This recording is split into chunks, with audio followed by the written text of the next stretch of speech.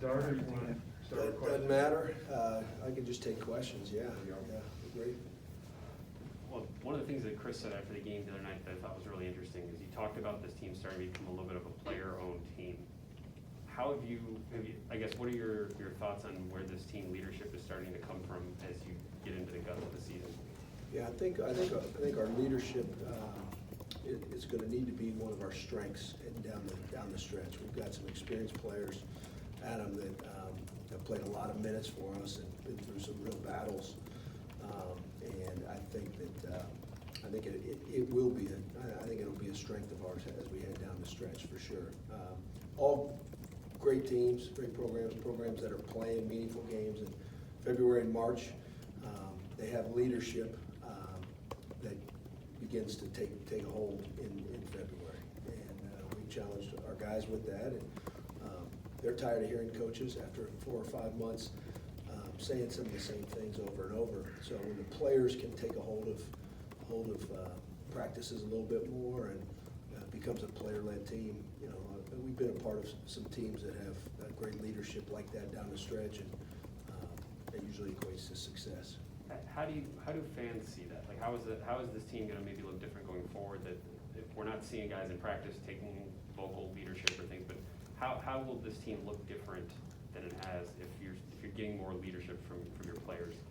Well, I think your older guys generally, there's a sense of urgency that I think it's hard to quantify. We saw it with Keita Bates-Diop and Jayshawn Tate our first year, felt it with Keyshawn Woods and Andre Wesson, Caleb Wesson, and some of the guys after them too. CJ Walker, I thought, played tremendous, but a sense of urgency down the stretch that maybe younger guys don't see the light at the end of the tunnel or the end of the road coming. And when you have older guys that have been through battles with you before that see that coming, I think that can be a very powerful thing. And hoping that a couple of our guys really step up and give us what we need in terms of leadership, also in production. Talk about some of the leaders and the veterans and things like that, but I'm curious how much of that you want to see more like in training and practice during the week, more so than just the game. I think there's this mentality that you need to have veteran players on the floor in big moments, but I guess how much do you lean on those guys to set the tone during the week, more so than, hey, it's a big situation, critical moment, we need you to produce? Yeah, sure. It's a good question, and I think what we preach to our players on a daily basis is the carryover that we have in practice will usually plays itself out in games. And if your habits are good in practice and you're doing things with a pure heart and an open mind, and you're coachable, even through some frustrations, and you continue to kind of pound the rock over and over, good things will happen for you in games. In terms of leadership and how that sort of translates, I think it can come in all different forms. In practice, leadership may be motivation, communication, connectedness, program values, things like that those guys take a little bit more hold of, so coaches don't have to continually, preach these things over and over and over. That's part of becoming a player-led team. In games, it can play itself out in a lot of different ways. I think some of the greatest moments that Kyle Young has had have come through his effort, his energy, and some of the things that he brings that may not always translate to the stat sheet. Last year we had a guy, CJ Walker, his experience, his calm demeanor, being in those moments before, that can calm a team and calm a huddle. And you need all of that, especially when you're going into some of the environments that we're going into on a nightly basis. So it can show itself in a lot of different ways. I hope that answers your question. But I think what it looks like in practice and what it looks like in games can sometimes be a little bit different, but both very, very crucial and both very connected. I want to ask about Zed Key too, just what you're most proud of with what you've seen from him this year, from where he was at the beginning of the preseason to where he is now. And Zed has come a long way, I think, in a short time. And the exciting part with him is we feel like he's got so much more room for growth as well. I'm most proud of, his coachability, his decisions that he's made as a basketball player and as a competitor, on and off the floor, that have helped to increase his capacity. He's playing harder for longer stretches. It's not where he wants it to be. It's not where we want it to be yet, but it's headed in the right direction. He's been very coachable. Zed gives us an element of physicality that, on both ends of the floor, that is absolutely essential, as we all know, in this league. And for a sophomore to be doing that, and I tried to put this in perspective. Jake Diebler had some stats the other day that I thought were really good. He shared, it was just he and I talking, but kind of putting things in perspective a little bit with Zed. And, historically speaking, I would put this crop of big men in the Big Ten up with any year in the history of our conference. And I'm sure that historians would debate that, but the caliber of big men that we are facing and Zed is facing on a nightly basis is elite level. And for a sophomore, not only just a sophomore, but a sophomore big, to be able to answer the bell and provide physicality at his age, I think that's very exciting to see as a coach, because you know what lies ahead. And normally big guys pay their dues for a year or two. Most of them do. Even a guy like Luka Garza, he played a role his freshman year, not a whole lot. He made a jump going into his sophomore and junior year. But physically speaking, you've got to be in great shape, and you've got to obviously be able to play through contact and absorb some of the blows that are coming your way on a nightly basis. And just been really proud of Zed and his growth, and more importantly, where he's headed. Speaking of Zed, Kyle, and EJ all had big games against Minnesota last game against those guys, and you guys really dominated on the interior. I'm wondering, how you replicate that again, and if you feel like, the Eric Curry being back for them, big guy inside, might change that at all in this second game. For sure. Eric Curry's a big key for their team on both sides of the basketball. Not only with his size and physicality, but his experience as well. He's been there. He's played in Big Ten battles. I know he's battled injuries throughout his career. Seems like a wonderful kid. Saw an interview with him the other day, and I know he's faced a lot of adversity, and his team has sort of rallied around him to an extent. So what he brings their team, it changes the look of their team. They're not a particularly deep team, and you lose a guy like that, and I think that hurt them from an energy standpoint, from a physicality standpoint, and from a depth standpoint. But with him back, it's a really different look on the interior. We'll have to be ready to match his effort, and we also know that they're going to be reminded that we did have our way with them in the first game in the paint, and that's something that we have to earn on a nightly basis. So regardless of what happened in a previous game or last game or 2 weeks ago, whatever, what is going to matter is the team that is the most desperate team, the hungrier team, the team that refuses to be denied in the paint. That's a team that's going to be in a good position to win the game tomorrow night. I also wanted to ask about Eugene, because obviously he had his first career start the other night, and offensively he's not asked to create a bunch of shots or anything like that for you guys right now. But I just wondered your impressions of his first start, and maybe what he can do more of maybe for you guys on that end too. Well, it was for Eugene, him coming off of the injury and then being inserted in the starting lineup, I think it's a testament to the confidence that Coach Holtman has in him and the level of importance that he has to our team and our program, and he does. Eugene Brown has come a long way as a sophomore. Even from the beginning of the season, he's really improved, and I think he's found a real niche within our program, and it's something that this team needs, what he brings to the table. So really proud of the way he responded. I think the thing with Gene is, as much as any player we have in our program, he's comfortable in his own skin. He knows who he is. He knows how he can help our team. He plays to those strengths. He does those things really well. And, you know, we love Gene and his family as people, but in terms of him as a teammate and as a competitor, I think he is becoming very, very valuable for our team. When it comes to recruiting bigs, obviously, whether it's Zed or Felix coming up, but is that physicality, is that versatility, is that something that you want to see at the high school level, or is it something that you can kind of project when you see a guy at the high school level? Yeah, I think with big guys, you have to look through a lens, a developmental lens, that you can't, I believe this, that you can't pass final judgment on them when they're juniors or seniors in high school. You're not looking at a finished product.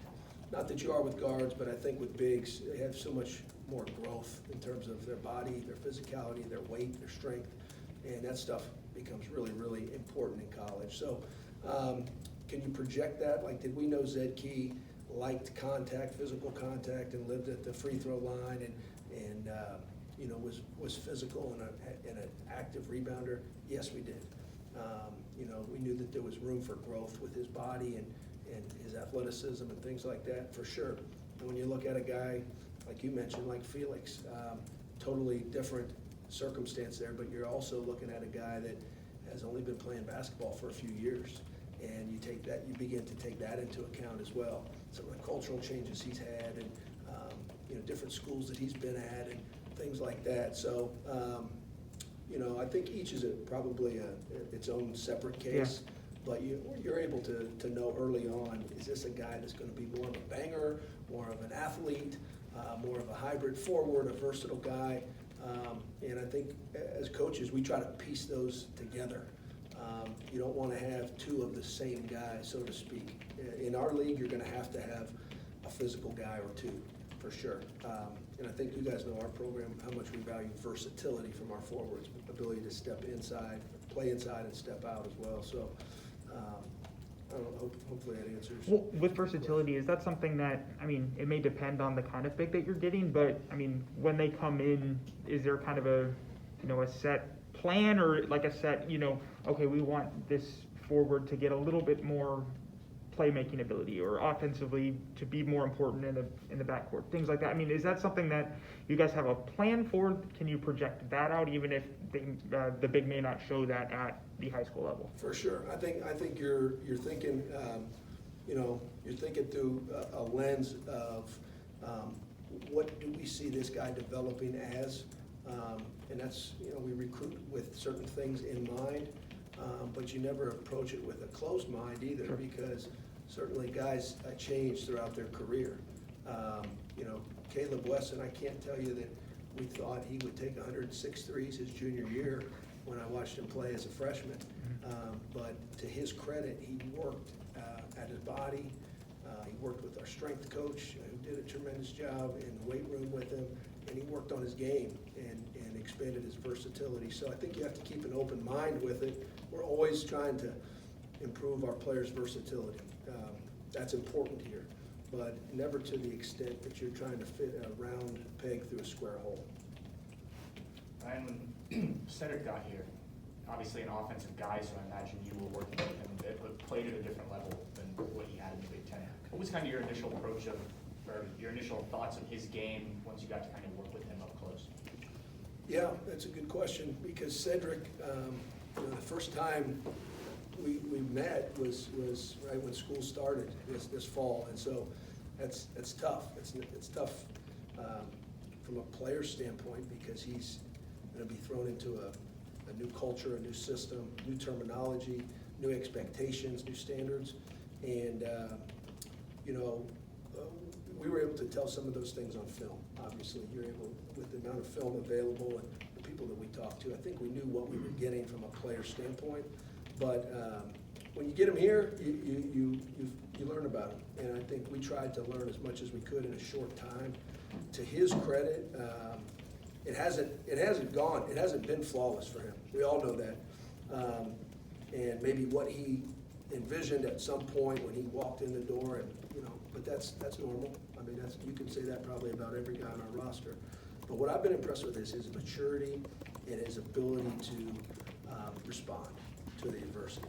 And I don't know what his freshman year was like, how much adversity he faced at Louisiana, but I know that he faced some here early on, and I know that he's responded the right way with maturity. He's been very coachable, and we told him that early on. He's going to get coached, and we have expectations for him as we do all players, but he's responded the right way, and I think that's enabled him to see what you're seeing. He's going to hopefully be playing his best basketball down the stretch, and he's going to be an important piece to our puzzle, and he's got to keep working and continue to get better. I think that's the mindset that we always have as coaches is we believe that our players and our teams continue to grow and get better in February and into March, and that's something that can separate you down the stretch.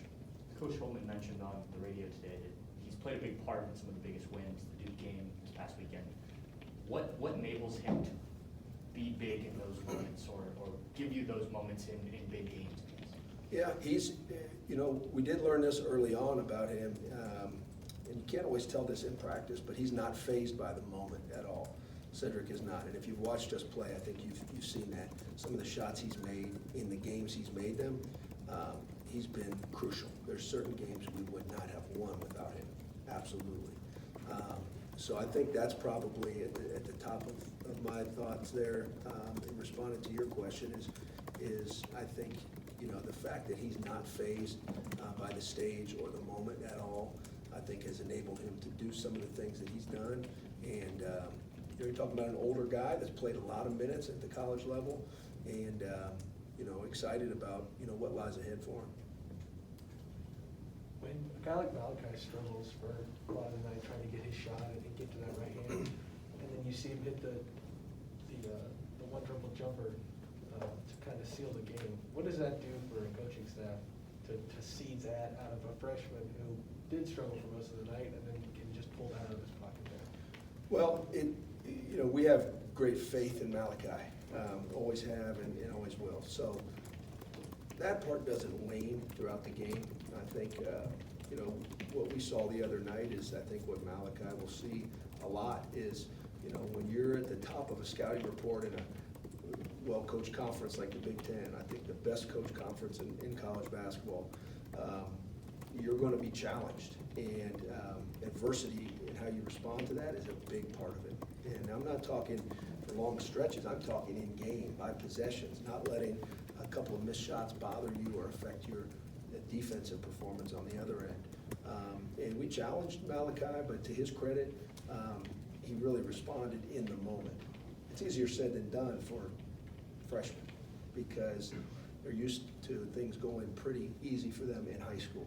The amount of adversity they face, not being able to score, getting denied the basketball, getting bullied a little bit, guys trying to rough you up and teach you lessons. Some of that stuff probably hasn't happened to that extent. And to his credit, he really responded in the moment. He's a competitor. The thing I think we all have to remember about Malachi and all freshmen, and I'd put Michi into this category as well, is there's a process here that takes place, and what he's going through is normal. And facing adversity as a freshman is very normal. And we try to remind them of that, normalizing the struggle, so to speak. And there is a struggle, and the path to greatness for teams and for individuals isn't always smooth sailing. So proud of him and how he responded. The fact that he could come back and have a couple really big plays, important plays down the stretch for us on Saturday was really important for us. I don't want to get you into comparing performances from him, but you see him have 20 one night, 35 on the road at Nebraska, but 6, but they were three really big possessions where he scored on. Does that make the 6 points just as impressive Sure. performance as the 20 on a different night?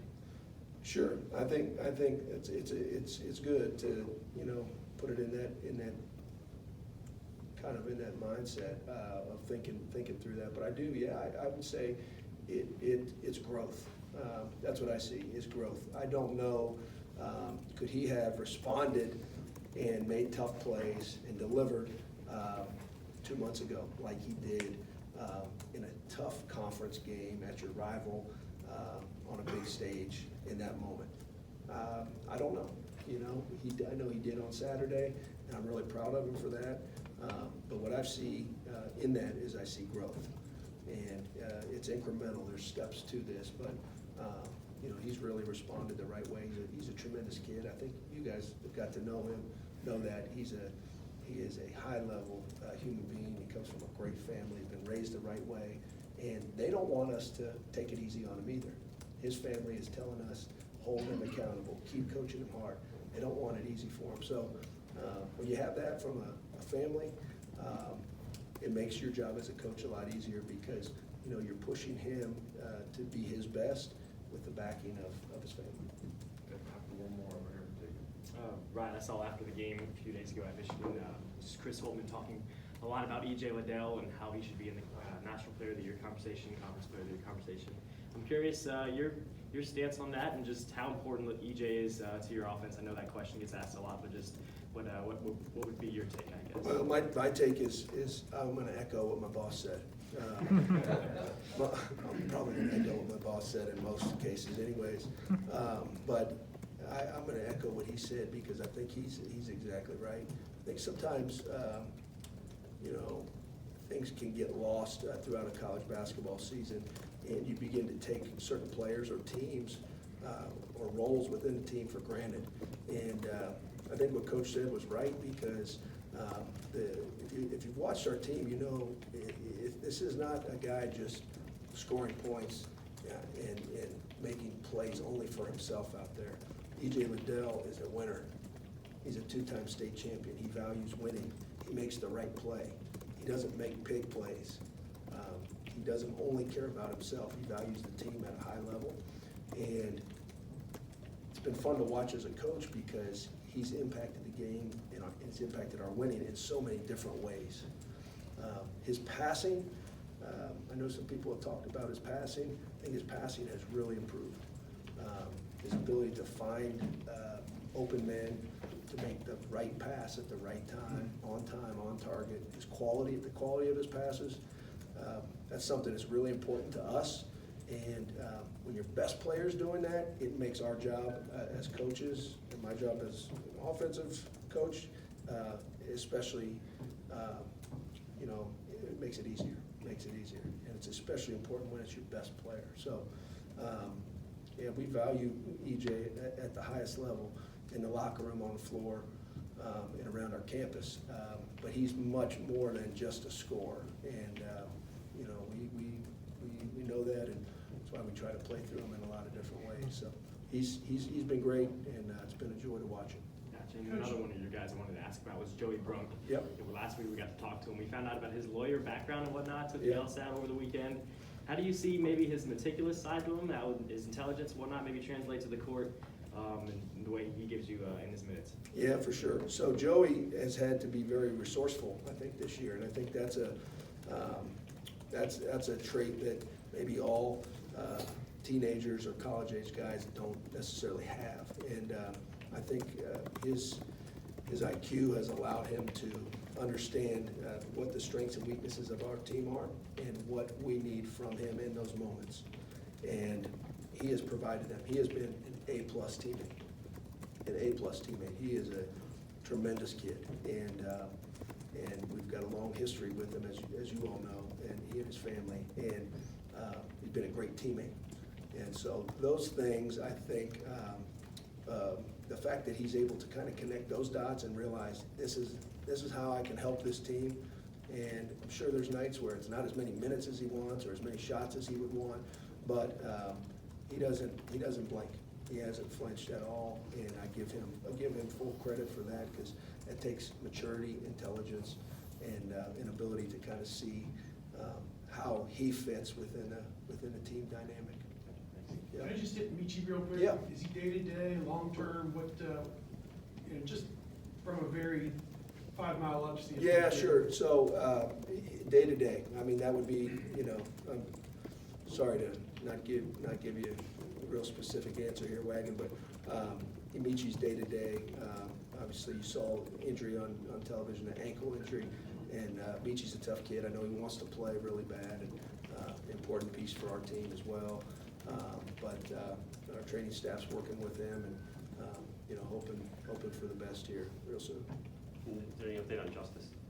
No update on Justice either. Yeah, I would say, we're gonna we'll find out more today in practice. I think he's incrementally improving, and so hopeful.